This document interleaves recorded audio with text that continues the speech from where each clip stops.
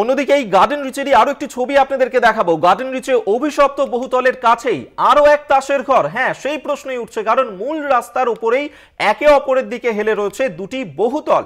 যে কোনো সময় সেটি ভেঙে পড়তে পারে, এমনটাই কিন্তু দুর্ঘটনার আশঙ্কা করছেন সেখানকার স্থানীয় মানুষজন। আজ বিপজ্জনক বহুতলটি পরিদর্শন করবে পুরো প্রতিনিধি দল। রবিবার রাতেই ভেঙে পড়েছিল গার্ডেন রিচে একটি অবৈধভাবে গড়ে তোলা বহুতল। এবার সেখানেই হদিশ মিলল আরো দুটি বহুতলের, যেটি একে অপরের দিকে হেলে রয়েছে।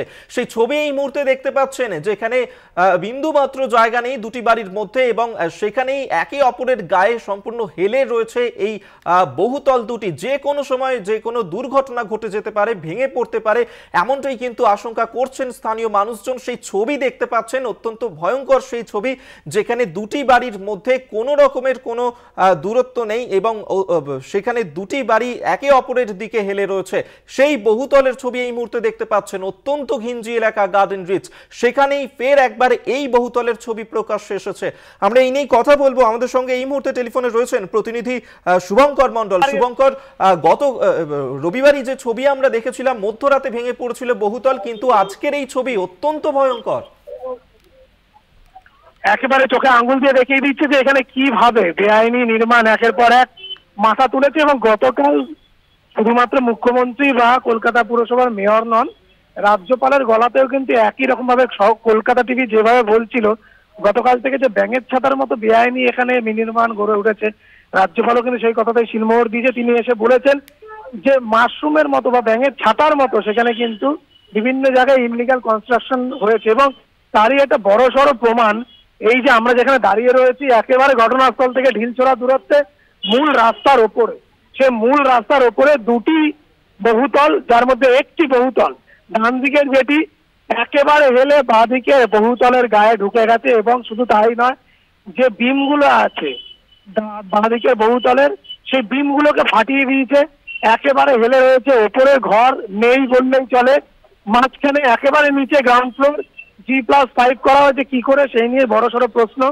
এবং এখানে কিন্তু স্থানীয়রাও ক্ষোভ উগড়ে দিচ্ছেন যে এখানে কয়েকশো বা তার বেশি হয়তো এই ধরনের বেআইনি নির্মাণ পাওয়া যাবে, যেখানে 5 তলার কোনো পারমিশন নেই, অথচ সেই পারমিশন দেওয়া হয়েছে। কি করে পারমিশন দেওয়া হয়েছে, কি করে হয়েছে, আদতে অনুমতি ছিল কিনা, চোখের সামনে এরকম ভাবে হুড়হুড়িয়ে উঠে যাওয়া এক একটা বহুতল। এবং সেগুলোর মধ্যেই কিন্তু সবথেকে বিপজ্জনক যেটি আমরা এই মুহূর্তে দেখাচ্ছি কলকাতা টিভিতে, সেই ছবি একেবারে হেলে পড়েছে একটির গায়ে আর একটি। যে কোনো সময় বড়সড় দুর্ঘটনা ঘটতে পারে, রাস্তায় মুখ থুবড়ে পড়তে পারে, পাশের বিল্ডিং থেকে নিয়ে পড়ে যেতে পারে। এবং এখানে কলকাতা পুরসভা থেকে তার বিল্ডিং বিভাগে যারা আধিকারিক, তারা কিছুক্ষণ আগে এসে পৌঁছেছেন এবং তারা ঘটনাস্থলে গিয়েছেন। তারা বেরিয়ে এসে এই বিল্ডিং ও পরিদর্শন করবে বলে আমরা জানতে পারছি। স্থানীয়দের মধ্যে এই ধরনের বেআইনি নির্মাণ নিয়ে কিন্তু ব্যাপক ক্ষোভ রয়েছে বলে তারা জানাচ্ছেন।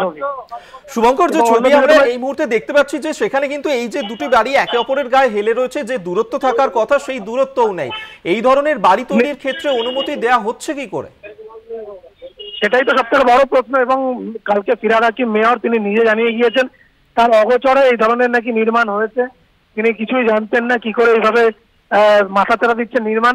তবে তিনি ভেতরের কথা বলেছিলেন, ভেতরে কিভাবে নির্মাণ হচ্ছে সেটি তার গোচরে নেই, কিন্তু রাস্তার উপরে, একেবারে মূল রাস্তার উপরে এই যে বাড়ি বা এই যে বহুতলটি, সে বহুতলটি বিপজ্জনক ভাবে হেলে আছে, একেবারে হেলে আছে গায়ে অপর একটি বহুতলে। ফলত যে কোনো সময় বড়সড় দুর্ঘটনা ঘটতে পারে।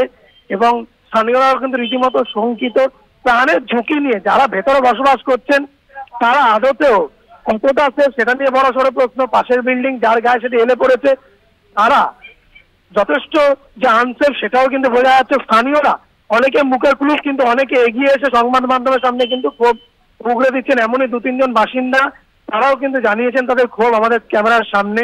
এবং তোমায় জানিয়ে রাখি যে স্বাভাবিকভাবেই কিন্তু যে বিল্ডিংটি হেলে পড়েছে সেই বিল্ডিংটি একেবারেই তার যে গ্রাউন্ড ফ্লোর যেটি বলছিলাম, তার নিচে 2-3টি দোকান রয়েছে। তারপরেই অর্থাৎ ফার্স্ট ফ্লোর পুরো ফাঁকা, কোনো বাড়ি নেই। সেকেন্ড ফ্লোর, থার্ড ফ্লোরে দেখা যাচ্ছে রুম রয়েছে, অর্থাৎ সেখানে ডিশ অ্যান্টেনা লাগানো রয়েছে, অর্থাৎ সেখানে যে পরিবারের লোকজন থাকে, জামা কাপড় মেলা রয়েছে বেশ কিছু, সেটাও দেখা যাচ্ছে। তবে সেখানে যে মানুষজন থাকে সেটা বোঝা যাচ্ছে। তবে এই ধরনের বাড়িগুলো যে যথেষ্ট বিপজ্জনক তা কিন্তু বলা আর কিন্তু অভিপ্রায় রাখে না, তা কিন্তু একেবারে ছবিতেই স্পষ্ট বিষয়টি। এবং সেটি এই মুহূর্তে পৌরসভার কিন্তু রীতিমতো চিন্তার কারণ। তাদের চিন্তার ভাঁজ ফেলেছে কপালে, যেই কারণে আজ সকালে আমরা কি দেখলাম যে বিল্ডিং বিভাগের, কলকাতা পুরসভার বিল্ডিং বিভাগের আধিকারিকরা তারা ঘটনাস্থলে প্রবেশ করলেন এবং হয়তো কিছুক্ষণ পর বেরিয়ে তারা এই বিল্ডিং এ প্রবেশ পরিদর্শন করবেন বলে আমরা জানতে পারছি।